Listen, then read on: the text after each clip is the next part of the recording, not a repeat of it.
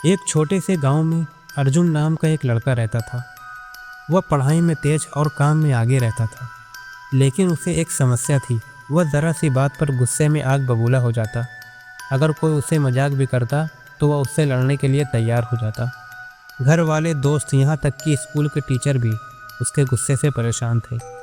एक दिन उसके पिता ने उसे पास बुलाया और बोले, बेटा, मैं चाहता हूँ कि आज से जब भी तुम्हें गुस्सा आए तो इस बाड़ में एक कीला ठोक देना।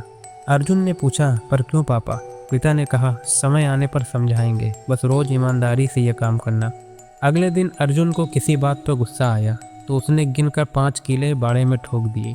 तीसरे दिन 10, फिर चौथे दिन 15 कीले।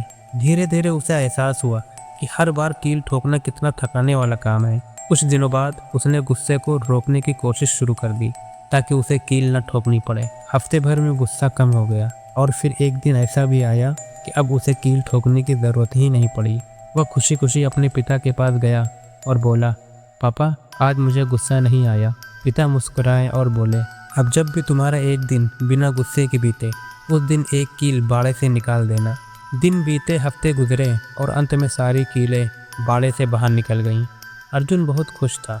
पिता अर्जुन को बाड़ के पास ले गए और बोले, देखो बेटा, कीलें तो निकल गईं, लेकिन जो निशान बचे हैं वो अब भी हैं।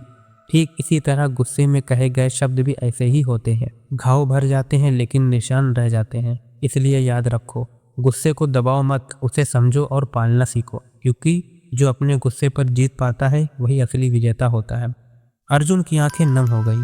उसे समझ में आ गया था, गुस्सा अगर काबू में न रखा जाए तो ये रिश्तों को भी जला सकता है। गुस्से को दबाना नहीं, उसे समझना है। तभी हम एक शांत, सफल और सच्चा इंसान बन पाएंगे।